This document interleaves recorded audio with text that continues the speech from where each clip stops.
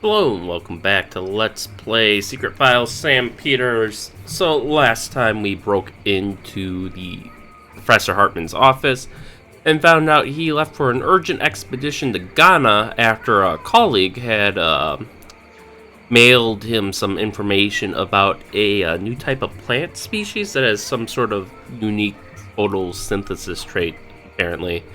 So now we are in Ghana and trying to track down the professor. Hey, Dixie. Now what would those Southerners say if they knew there was a mobile toilet named after their hymn? What? Is Dixie like a word for toilet? Not sure I get the joke. Can we go in the toilet? Or... Holy shit. If a dead fish and a tramp had a baby and the baby threw up into a dog's mouth, the dog's end product would smell better than this toilet does. Even if I had to, I would not go in there. Well, I think we're gonna have to go in there. I should maybe give it a test.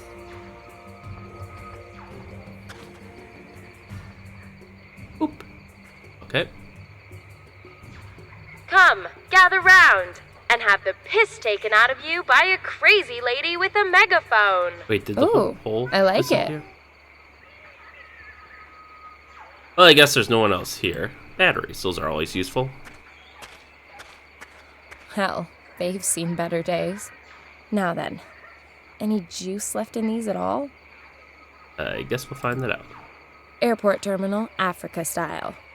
A little bit too rustic for my taste. Where's the air-conditioned bar and duty-free shop? Lemonade. Sweet as shit and warm to boot. But even ice-cold, it's not an option. If I want to avoid doing my figure some real harm. But lemonade isn't bad for you. Well, okay, I'll take it with me. But be aware that this is non-alcoholic piss water. Lukewarm, sugary sweet, and with not a hint of carbon dioxide. Delicious. Look like they've been used. Okay, so these probably aren't gonna be good. So what do you need a megaphone for in the jungle? Sure, we'll find The it. craft of writing my ass. A voice recorder gets a more natural interview every time. Much more practical than rubbing sticks together. Not a multifunction tool, just a simple pocket knife without the gimmicks.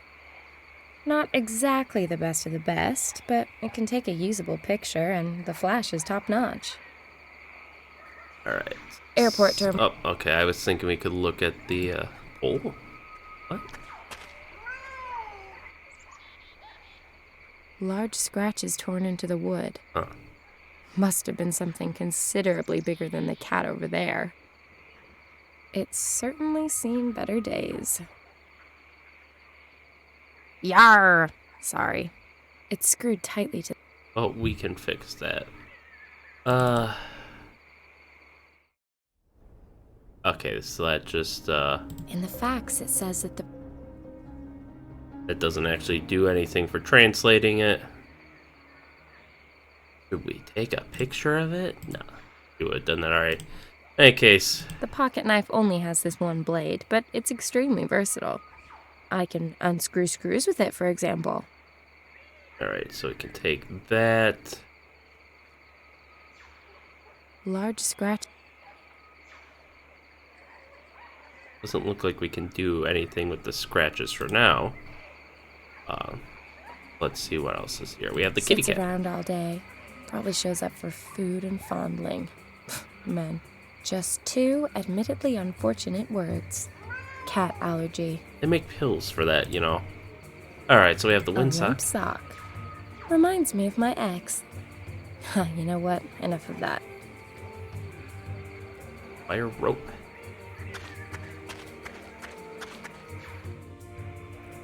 Looks like a reliable enough contraption. It clamps two ropes together. Okay, I've caressed the screws.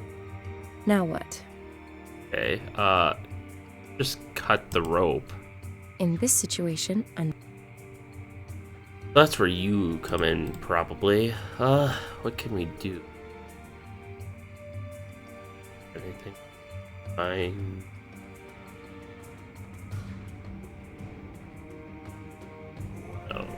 Looks like a reliable... I don't know why we can't just cut the rope if you need it, but maybe that'll be explained in due time. And for saying it's a wire rope, which I would think would imply, like, you know, a steel rope or a metal stranded rope, something like that. It looked like it was just regular rope. Yeah, see that? Okay, and then there was something over here, wooden crates. Crates of provisions. Well, I'm not gonna starve to death here, that's for sure. I'm not that hungry yet.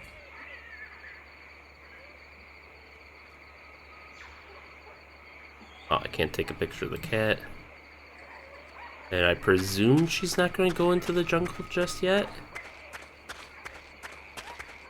Oh, The camp lies northeast from here. That's where we want to be headed.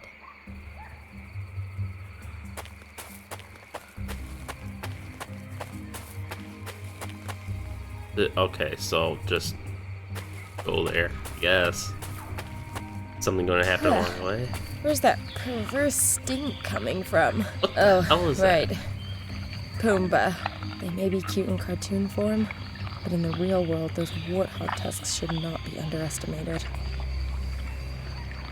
Okay, away we go.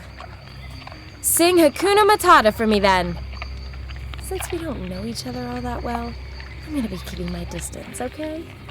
Then we just scare him off with the megaphone.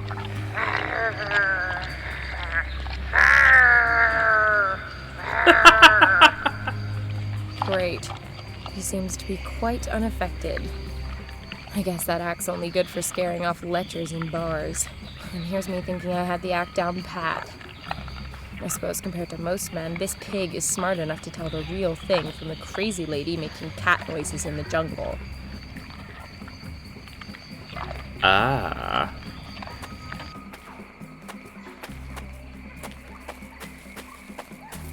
Okay.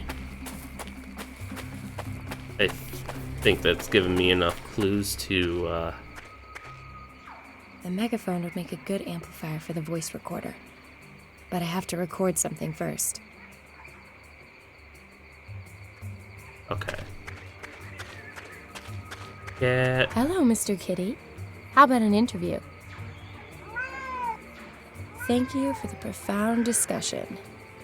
Okay, now we can go back into the jungle and hopefully scare away the, whatever the hell that thing is.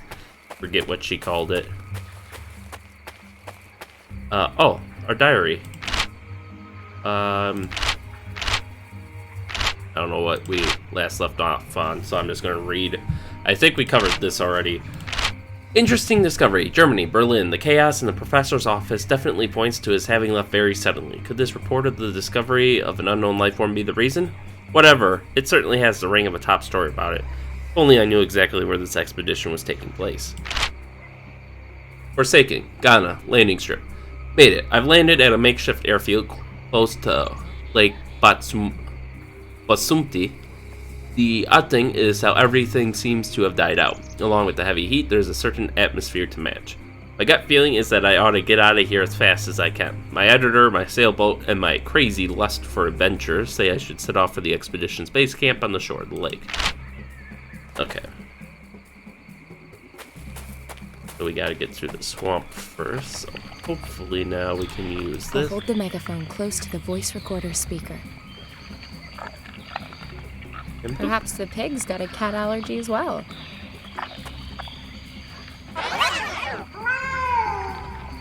Pity. Apparently not. Now I'll put the used batteries into the voice recorder. Ah. Perhaps the pig's got a cat allergy as well.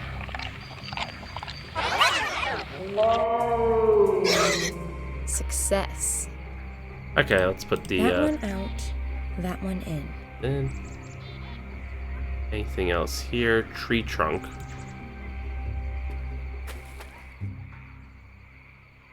I don't need a walking stick quite yet, but hey, you never know. Straight and long. Could be useful. Ants. I must have scared them up. I can't get at them with my bare hands. Uh,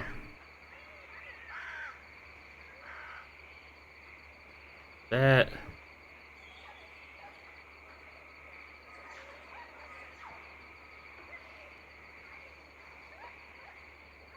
If I'm going to attach the hook to the branch, I'm going to need something more substantial than my iron will. Okay. I guess I don't know what we need the ants for yet, but we can remember that they're here, at least.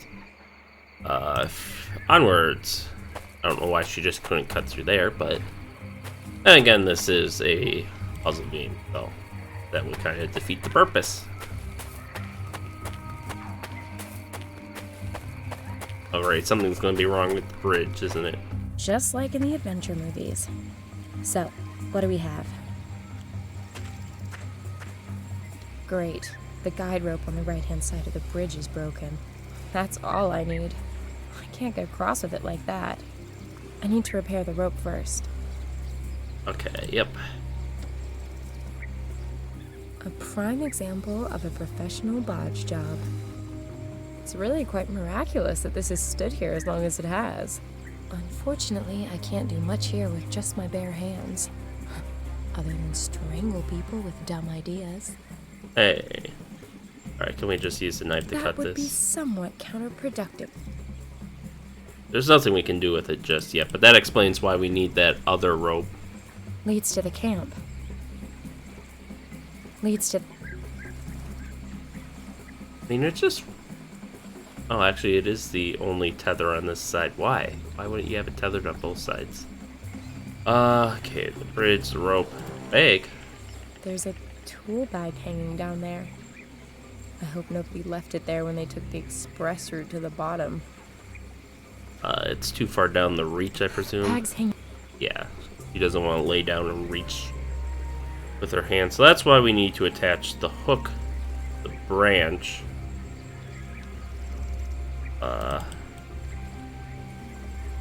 We don't really have anything sticky, though. If I'm going to attach the hook to... Back we go.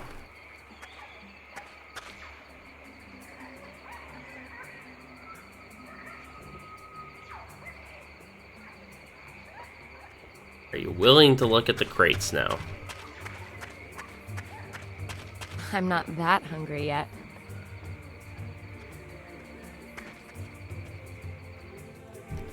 Do they have anything that we can use for this?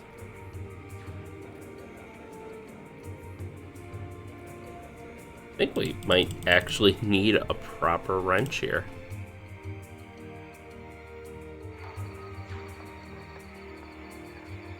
Crates of...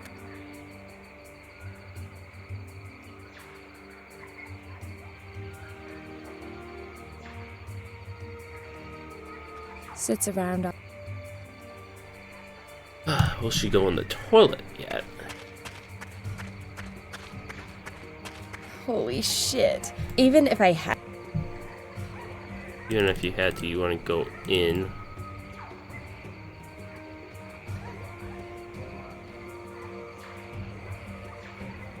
What's in there?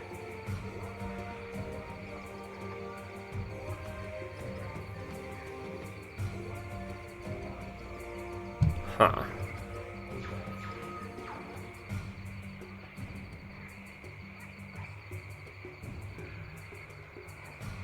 Feel like I'm missing something. A limp...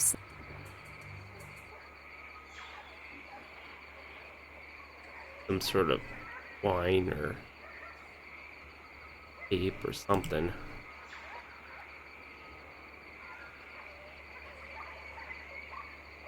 But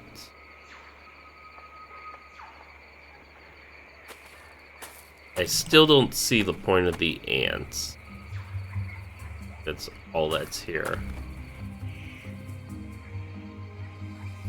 I imagine we get something out of those provisions to lure the ants into like the hat or something. But yeah, that's cool. It shows them on the I can't get at them with... she's obviously never picked up an ant as a kid. Alright. Build a bridge. See if we can think of anything else.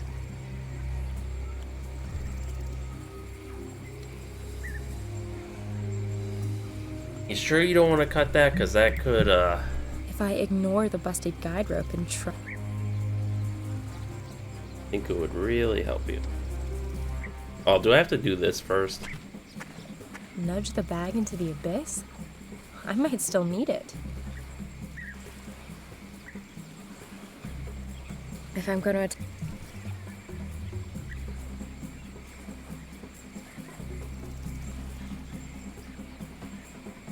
I'll pull out a thread. Oh.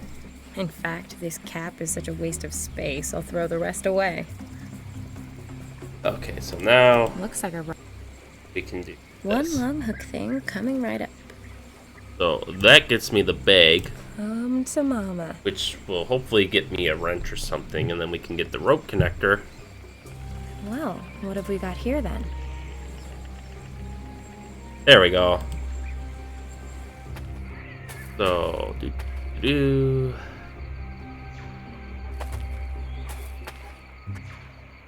Okay, so now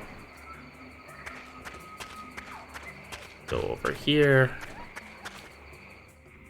and wrench The it wrench out. fits.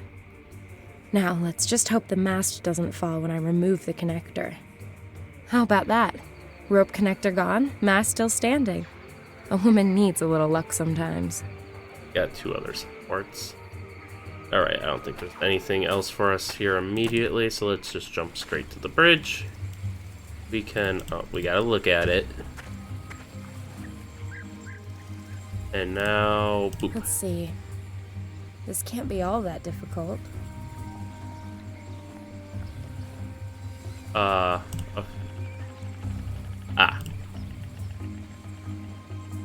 Dang, That ought to hold. that was kind of pointless.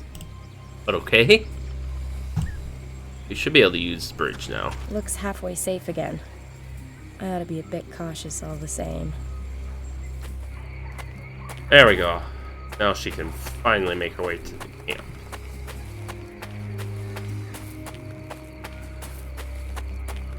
Whoa. What a mess. Who did this? Hello? Professor Hartmann? Strange. No one here. What the hell happened? I ought to take a look around. Alright, can we... is this going to be one of the ones? Yep, okay. We got a new journal entry, though, so we're going to read that first. Chaos, Ghana, jungle. The route to the Basumti was pretty tough, but I was tougher. Unfortunately, I found the camp totally abandoned. What has happened here? Okay, so... A four-legged stand. I ought to leave the stand where it is. A four-legged stand. I ought to leave the stand where it is. Sensor. Okay. It's a motion sensor. I guess we could just kind of put this on the stand. I'm thinking that the sensor belongs on top of the stand. There's a fireplace here, but it's stone cold. Do we want some ash, or do we want to Old take... ashes and stones. Well, look at the firewood. Dry wood. Should burn well.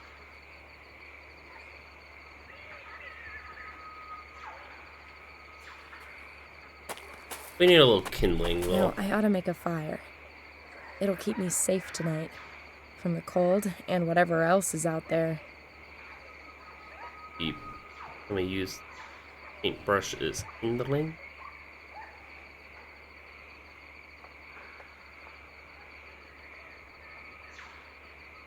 Let's get cozy. Oh, okay, I guess we don't need kindling. All that's missing are marshmallows, a guitar, and some decent ghost stories.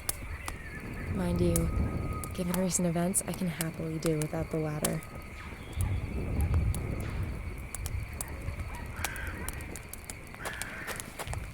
On the sensor it says, working range 90 degrees. Okay, so there's gonna be a puzzle with that eventually, I think, but we'll ignore it for now. Won't be attracting much interest on the local real estate market. Trespassing here is not prohibited, just impossible.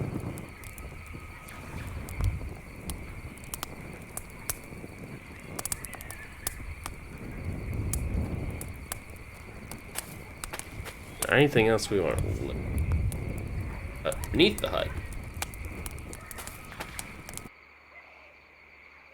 The floorboards look pretty rotten. You want me to get a wood splinter? Even if the floorboards look rotten, you need something a little more heavy-duty than a manicured fingernail. Almost as long. Boom. What I'd really like to know is what threw this great big locker all over the place. A pipe. That's all I have to say about that. Anything else? Just locker, Feels which is kind going to of be locked. locked. The pencil, the lock. Nothing left in it. Okay. The knife to pick I'm the not lock. gonna get the metal locker open with that.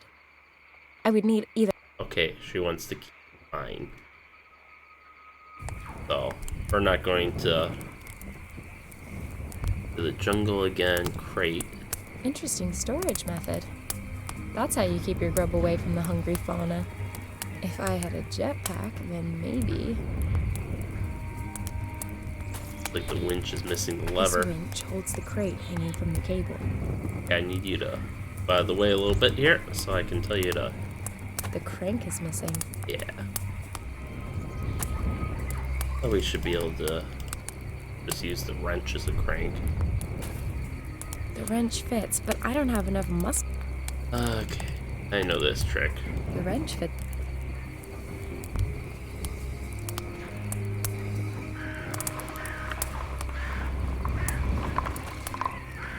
The laws of leverage are your friends. I'm so excited. There must be something really cool in there. My favorite occupation, plundering. Mostly fruit and veg. I'll leave that here and take everything else. Looks like we got more sensors, so let's pop those on. I'm thinking that the sensor belongs on top of the stand.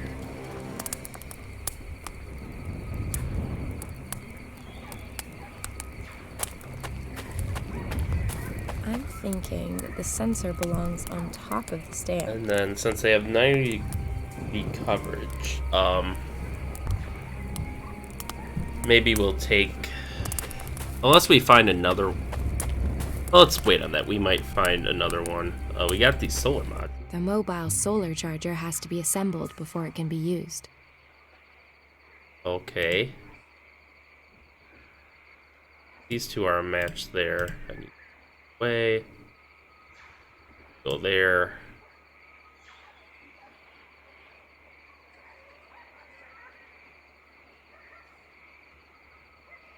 Go there. The Yeah. regulator. Need you locking stuff in place for me, woman. Okay, so then let's put all this crap here. And let's do that, and that. So I think you're just gonna, let's see. Might just go in there. I want to know how she's putting these together, though. Okay, this is obviously going to go here. Oh, I see how this is gonna go. You don't like?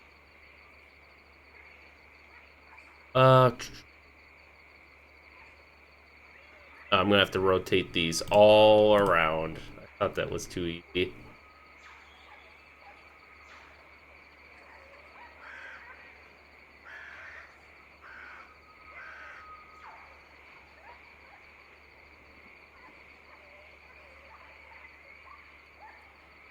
I have to go at like a right angle.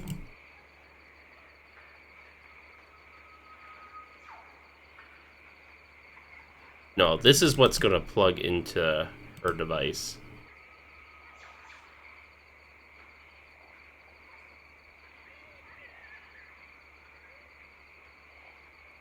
So I think you're gonna don't want to go there for some reason.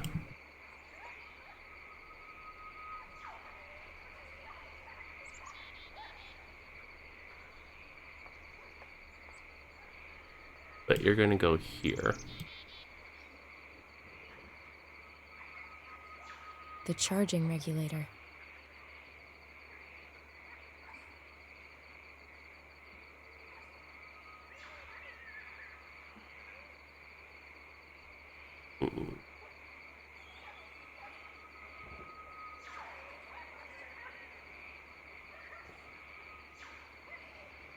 Oh, won't let me place it that far down.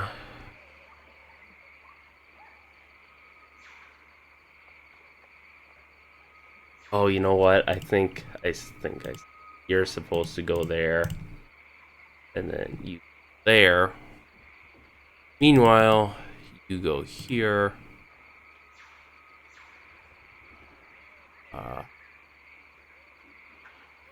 Gonna go like that.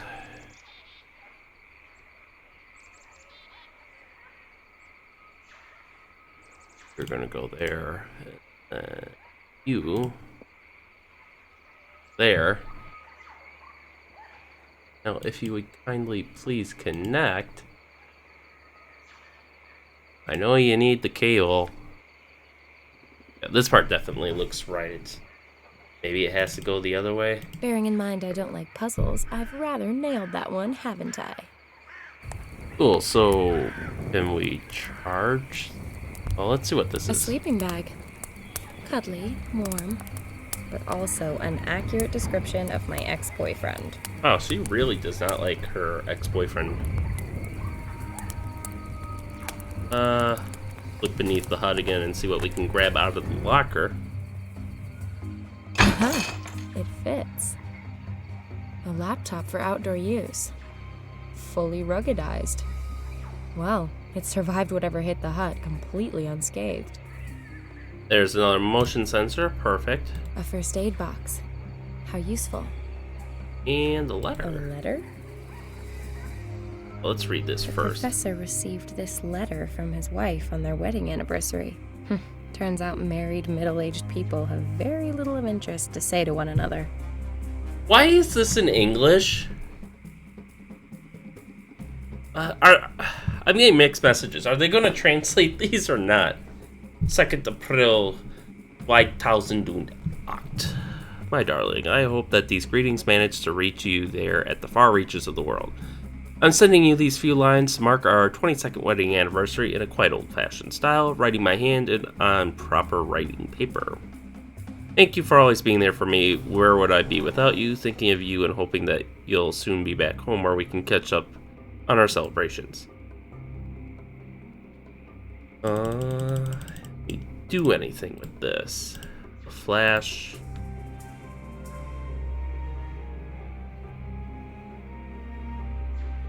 Think so. Old batteries on the charger? No. I think that's for the laptop. According to the sticker, that's Professor Hartmann's laptop. Sadly, though, the battery's flat. Yeah, so let's... I'll connect the solar charger to the laptop. That letter doesn't seem to help us at all. There's nothing else here. So we can pop the last motion sensor on the stand. Not that it did these people any good, it seems. Thinking that the sensor belongs on top of the stand.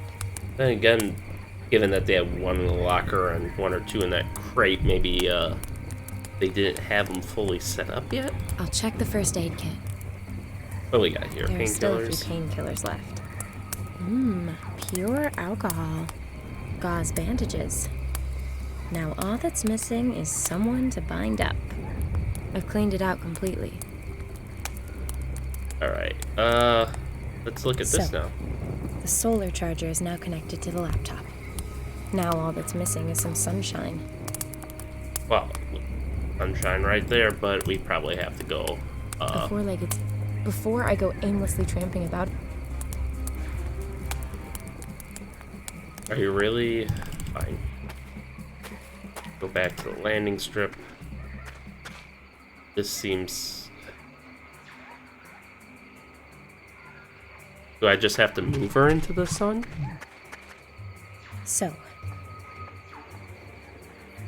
I mean, I don't know where exactly you want me to put it.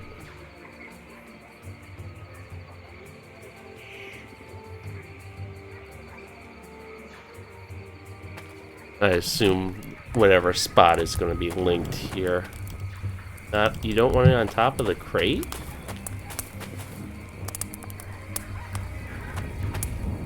I'm not hungry right now.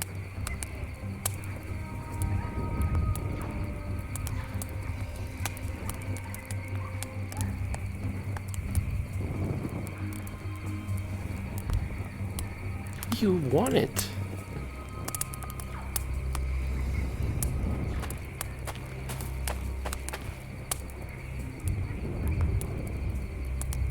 Okay.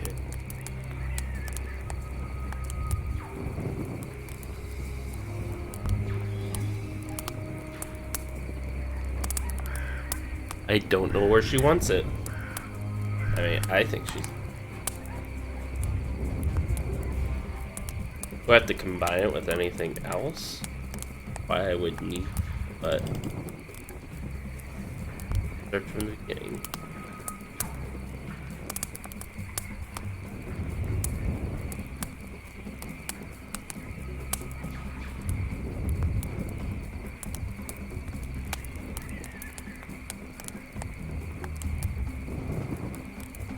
Yeah, Rock? Oh, really? A genuine sun.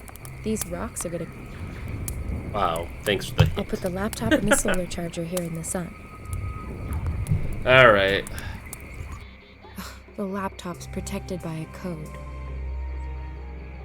That's what the letter is for. 22nd wedding anniversary, so let's see, 22. 1986.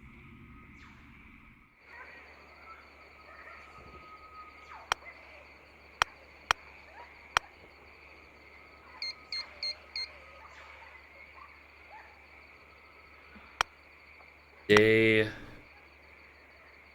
month, year. Okay, 1, 2, 3. We get 6 digits. So 2, 4.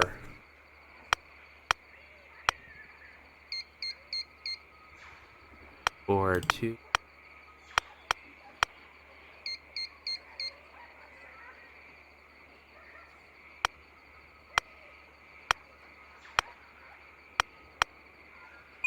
There we go. Looks Documents. like some kind of diary. Again in English. Day 1. First analyses have confirmed the results of my colleagues. In addition to a peculiar viral attack, the lake snail, which we have discovered here in Batsomti, really does have chloroplasts produced naturally by its own body. It really is quite baffling that it displays genomic features of the Elysia species, which you would normally never find in fresh water. This again raises the question of whether the snail was perhaps originally never at all native to this lake and is in fact an intrusive species. Clearly, the snail has, in just a few evolutionary steps, become symbiotic with the freshwater algae present in the Basumti. Parts of the genome of the as-yet unclassified algae have integrated into the snail's genetic makeup, making it able to survive in this habitat. Sounds promising. Viruses that are responsible for evolutionary leaps? That story would be an absolute scoop. Day 1. The process is unique in its manifestation and throws a completely new light on the conditions for evolutionary processes. For so many years, I have been pursuing my theory concerning the influence of viruses on the changes to the genome. It's possible that I may now be able to finally prove it.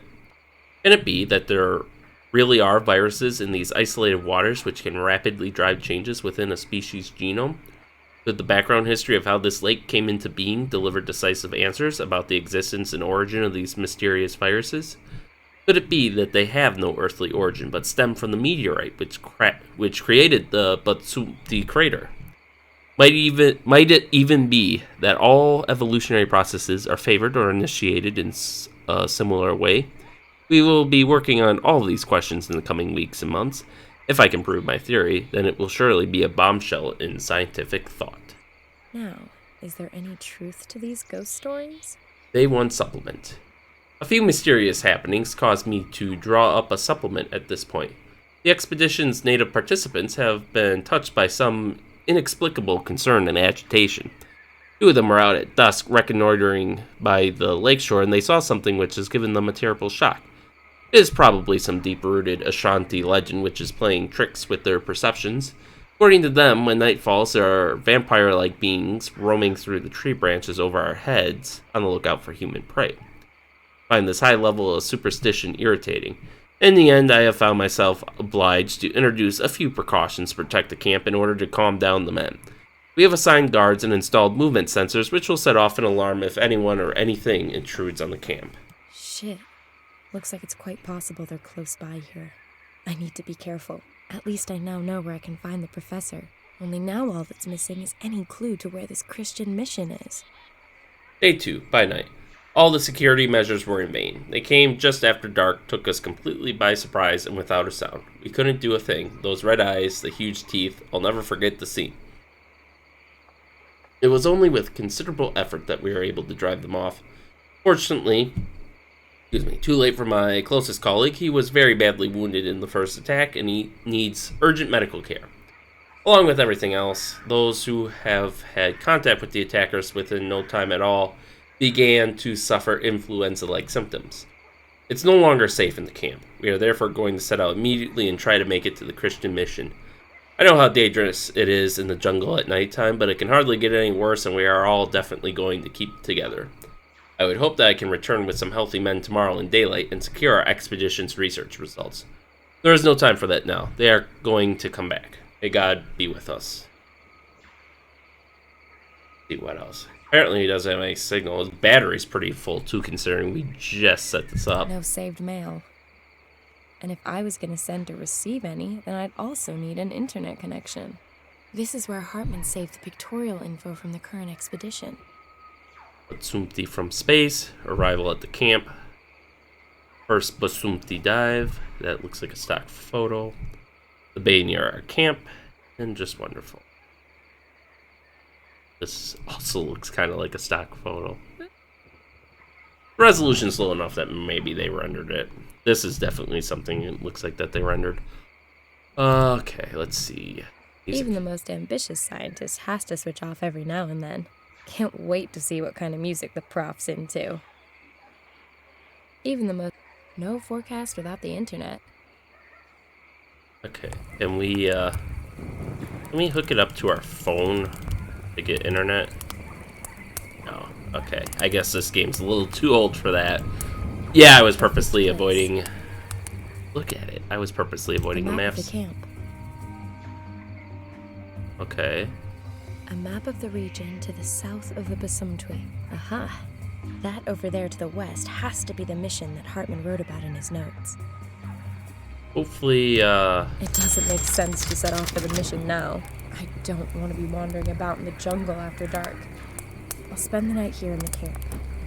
Chasing after our scientists will have to wait until tomorrow. I'll set up the motion sensors and build a nice big fire to keep the beasties at bay.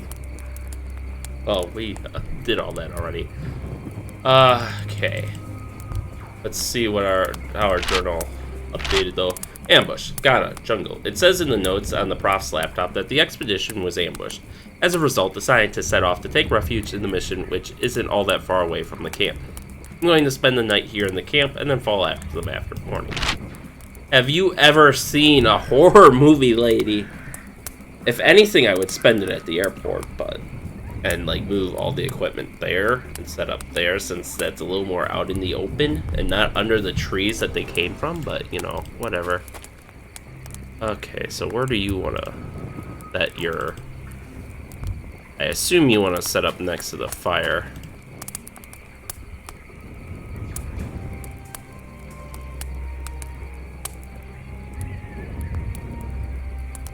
Or do you just want to go into the jungle? It'll have to wait until a decent campfire and a set of function.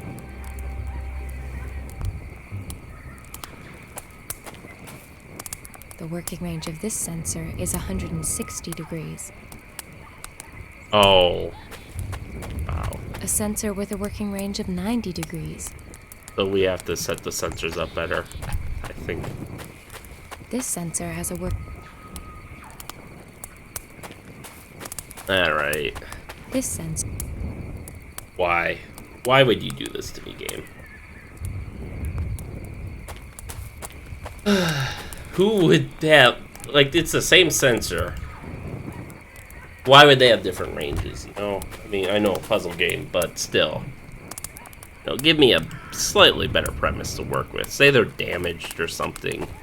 And that only, you know, a 75-degree range of it is usable. Okay. I think that map showed how these should be set up. Let's see. Camp. Oh god, we're gonna have to use geometry. Okay, so this one is greater than 90, and this one is 90, so that's a good place to start. So it looks like they're focused inward. This sensor has...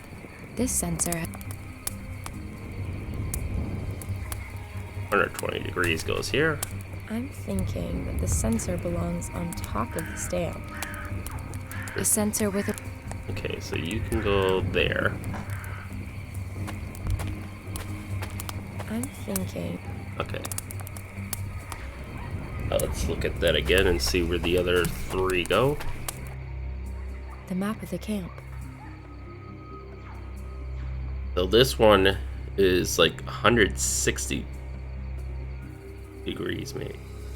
This is 70, and then this is another 90. This sensor has a working range of 75 degrees. Let's put you there. I'm thinking that the sensor... On the sensor, it's... You're gonna go there. I'm thinking that the sensor... And The then working range... 160, so you're definitely gonna go there. I'm thinking that the sensor belongs on top of the stand. Looks like the sensors are set up according to plan. We've already got the fire going. There. All done. Now I'm gonna get some shut-eye. And in the morning, I'll head to the mission and track down this research team. Yeah, let's see how that turns out for you.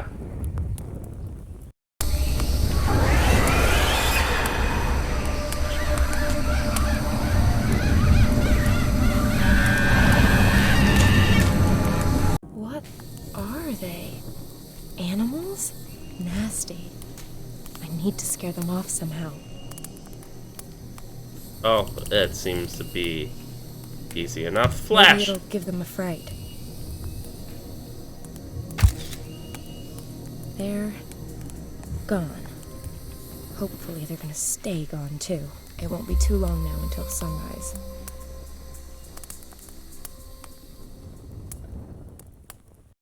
What a night. I never got back to sleep. What were those things? Hey, maybe I caught them on camera. What the... In all the horror movies I've ever watched, I've never seen anything like this. That's too many then. Do anything with Mitch?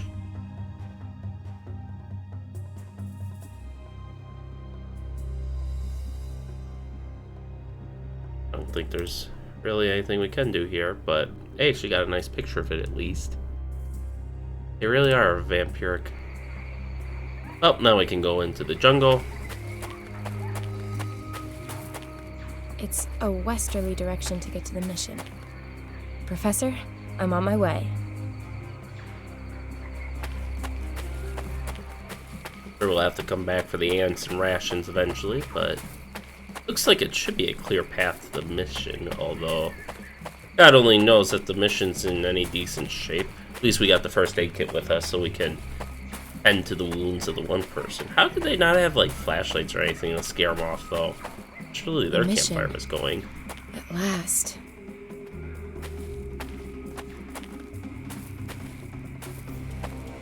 Dramatic zoom in. Hello? Anyone home? God be praised, my child. What can I do for you? My name is Samantha Peters. I'm looking for a group of scientists.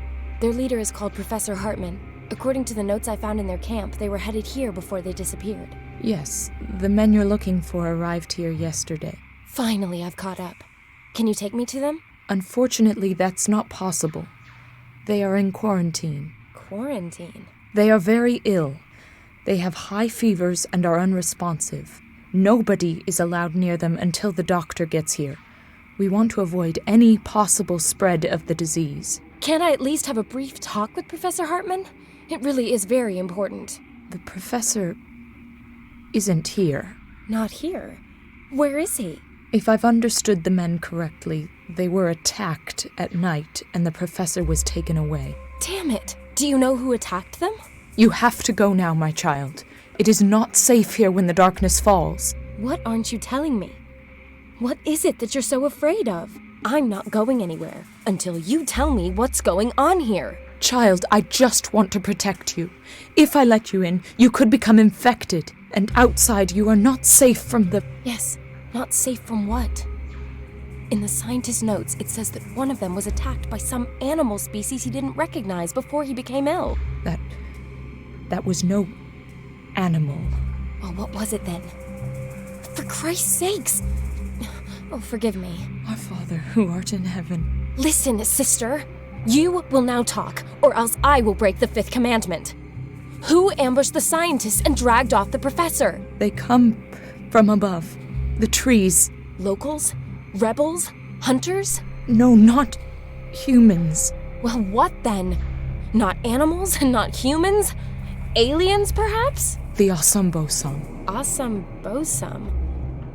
Never heard of him. Ancient Ashanti legends tell of strange nighttime beings that lurk in wait for their victims among the boughs of the trees. They pluck unfortunate souls from the ground using their long, sharp claws and then drag them off to their caves where they then suck the blood from their victims' bodies. So what does your boss have to say about your believing in such blasphemous scare stories? Scare stories?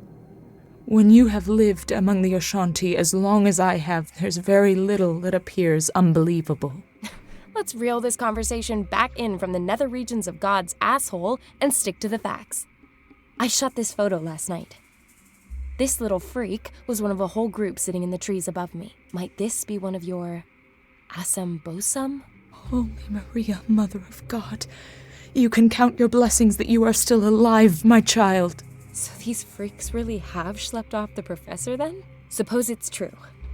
Where would the Asambosam take their victims? Into their caves. I got that bit. Where are they exactly? My child, you really don't want to go there. Yes, I do. There's one hell of a real scoop of a story there for sure. And I just might be able to save the professor while I'm at it. That is, as long as these things haven't sucked him dry already. Then I really won't be able to stop you, my child. Wait here a moment. This will be a great help to you on your reckless undertaking. Take it. What is it? Some intense studies of the Asambosam and Ashanti legends. Thanks. May the Lord watch over you. Holy shit, the mouth on that girl. Sam Peters, you kiss your mother with that mouth. I guess we're not gonna give them the supplies at all. Those must be for Professor Hartmann then. I, I think we're gonna quick read this journal and then call it a night. This is where the notes begin. So there were already patients at the mission with the same symptoms as the scientists. 14th of May, 1974. Strange going-ons that I have been witnessing recently have prompted me recommence with making my regular diary entries starting today. My notes should help me later when I try to draw the correct conclusions from these happenings. In the early hours of the morning, they brought to us what was now the third laborer from the Basumtui road building project. The men had found him during the night shift, just as they had the others, senseless and somewhat away from where the actual roadworks are taking place. The poor souls are battling the whole time to vainly make him regain consciousness. They appear to be suffering from an illness which is unknown to us. Their skin appears yellowish, and they have a high fever which racks their bodies with irregular cramps. Their faces and upper bodies also bear bloody wounds which have the appearance of scratches. Our order's sisters are only able to offer limited help, but while we don't really know what we are up against here, we can't heal these men. We can only fight the symptoms and alleviate the pain. Neediest ones need to be taken to a proper hospital as soon as possible. So were these men under attack from the same creatures? 15th of May, 1974. Today, one of the patients was responsive for a brief period. I was expecting answers to my questions about his perhaps eating some strange plant or having come into contact with a wild animal. But all that I got back from him was a disjointed stammering which sounded to me as though he was trying to warn us about something or other. Let's see. Here it is. The attackers came out of the trees and surrounded them.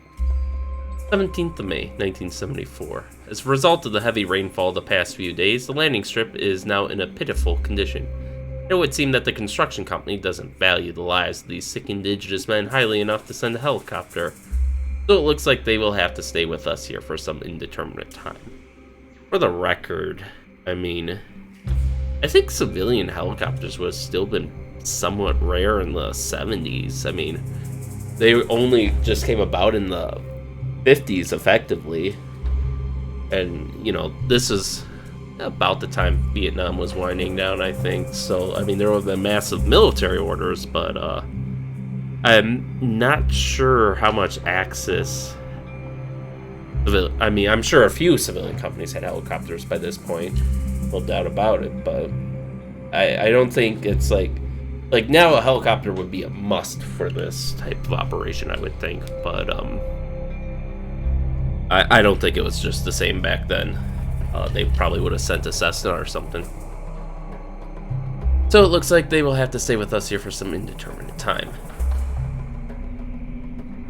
Today, each of the men was awake for a few minutes. My questioning about the possible causes of their ill health, however, once again passed without any result. I am simply unable to make any kind of a coherent whole from all the fragmented information of this puzzle. Just what I got to hear was too unbelievable.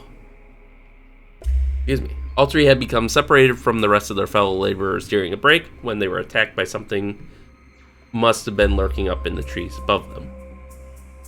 They forgot at that there. Something that must have been lurking up in the... As they recounted this, the horror of the recollection of these happenings was written across their faces before they then fell back into the deceptive peace of deep unconsciousness. What then had come down out of the branches to attack the laborers? Could it perhaps have been a snake? Such attacks on humans are heard of repeatedly, but such incidents are extremely rare. And then how is it that these laborers bear no signs of strangulation nor bite marks? Only these terrible lacerations. I'm at a loss. Interesting. There had also been similar cases in the past. Isn't that like the first 3 pages that we just read, Sam? 19th of May, 1974. The patient's state of health remains critical. They are in a permanent twilight state during which the fever fits come and go. I am also finally able to report something positive. I did in fact come across a highly promising clue yesterday. I found reports with descriptions of a quite similar pattern of illness in our order's records. It was about 60 years ago that a British surveyor was attacked, following which he then suffered fever, cramps, and a yellowing of the skin, and was brought to our mission. According to the records, the victim spoke during the fever episodes of demons with long claws and fangs which had waylaid him in the night from out of the trees. Similarities between the events of then and now are obvious. I definitely have to find out more about this. If I only knew what we are dealing with here, I could then perhaps help the sick laborers. The locals call the attackers the Asambosam. They're also supposed to be responsible for transmitting a virus. The old Ashanti shamans were able to control these mysterious beings and could protect themselves from the disease. It took you this long to figure that out? I mean, I didn't read anything about the shamans yet, but I thought it was pretty obvious, even back in the camp when they mentioned coming sick after the attacks, that given what they had discovered about the snail, that these creatures, these Asanbasam, they obviously share characteristics with the snail. They were humans at one point, I believe, but they've been mutated by this virus. It probably rewrites their genetic code somehow. It's 22nd of May, 1974. I have returned today from a 2-day journey on account of the miserable road conditions. I had to make my way to the next village on foot, but my efforts were worth it, because there is an Ashanti shaman there, old Kanabe. We've known one another for many years, and neither he nor I harbor any kind of prejudice or resentment on account of our rather different views of the world and belief systems.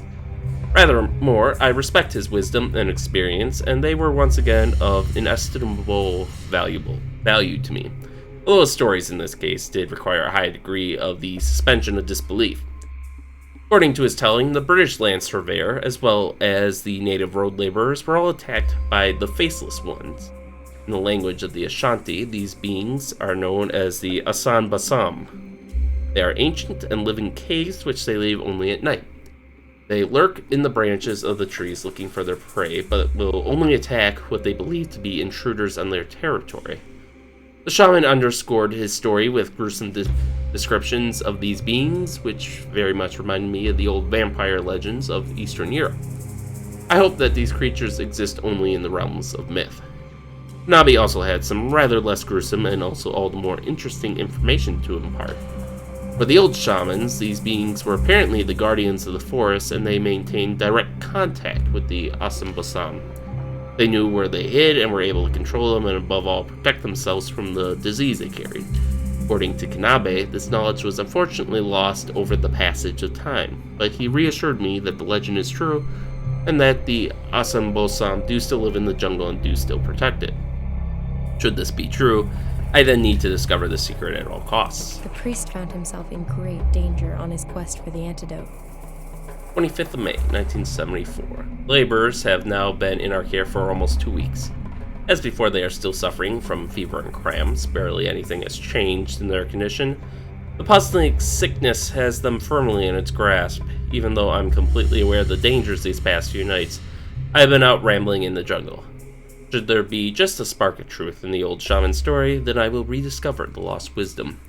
Not least to help the sick laborers here in our mission. The Asambosam exist. Now it's gonna get interesting. 27th of May, 1974. I'm still quite confused. He spoke the truth. Every one of Kanabe's words is true. The Asambosam exist. I ought now to treat myself to a little peace. The effort demands its payment. My exhaustion and fatigue will be conquered with a few hours of sleep for sure. Once rested, I shall carry on with my diary tomorrow. Ugh, such a lot of text. The priest stumbled across one of these Asambosam and followed him to a cave. 28th of May, 1974. Last night, I went further into the jungle than I had ever been before. My route led me in the direction of the lake, and I took a rest in a small clearing.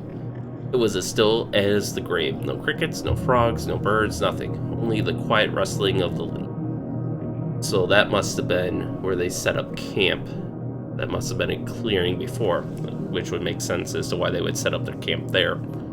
I looked around, but could hardly make out a thing in the pale moonlight.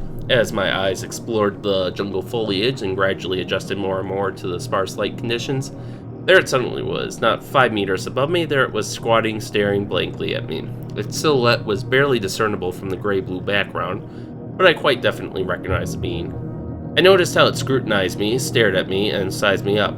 It must have paused there for quite some time, and I felt a nice cold chill down my spine. What was going to happen now?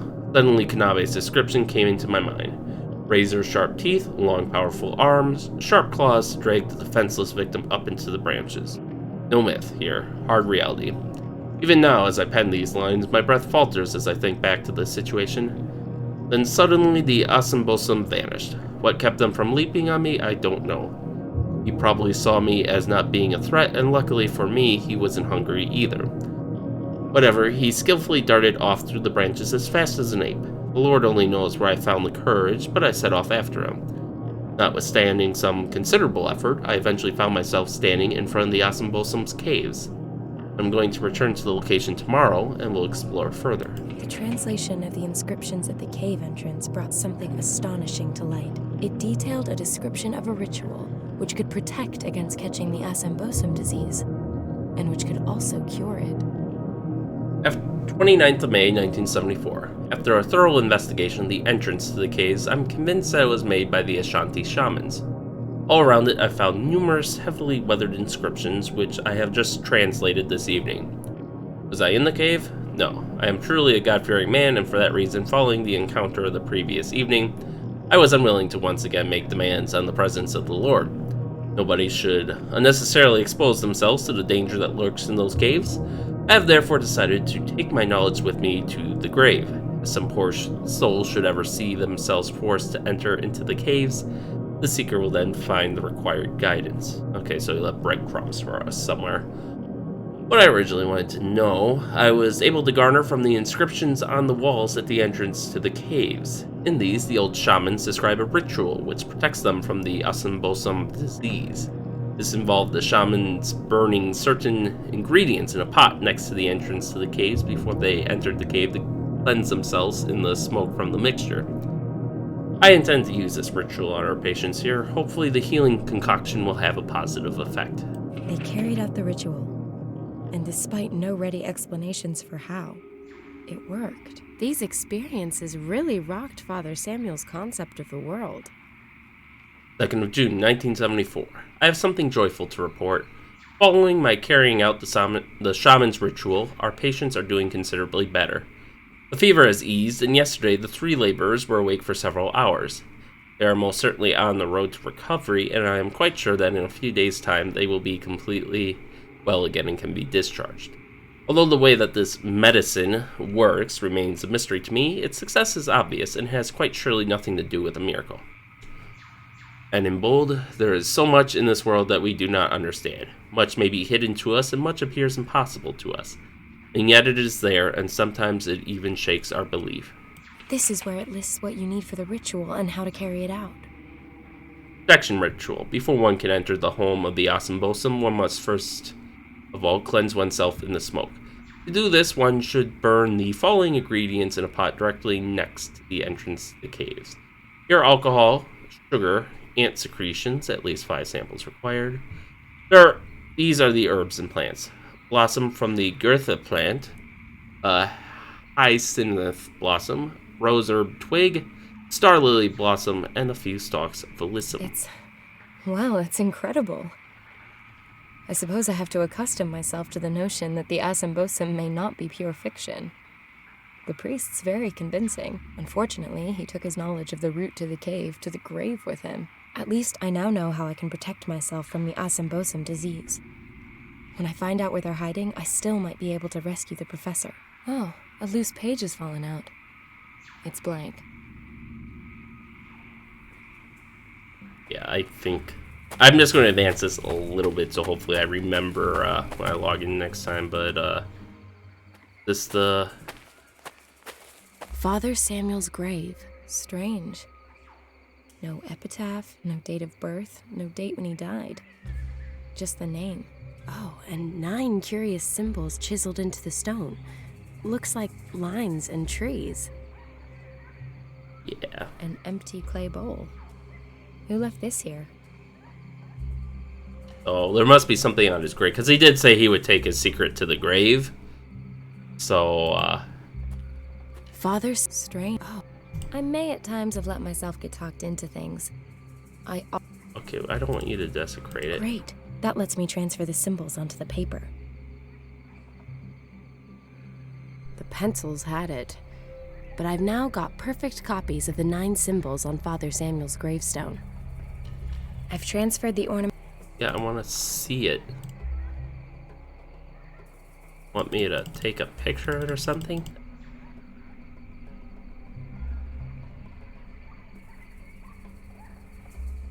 I've transferred. In any case, we have the inscription, so I think I'm going to call it in right here, because this episode's, I think it's gone on for a fair while now, so. This is a kind of large, continuous area, which I have no problems with, but. So, I think that's going to be. Come on, Sam. Come on. There's like the invisible wall she doesn't want to go next to. There we go. Alright, so I think that's going to be all for tonight. So with that, thank you all for watching, and stay tuned for next time, and we'll see you then.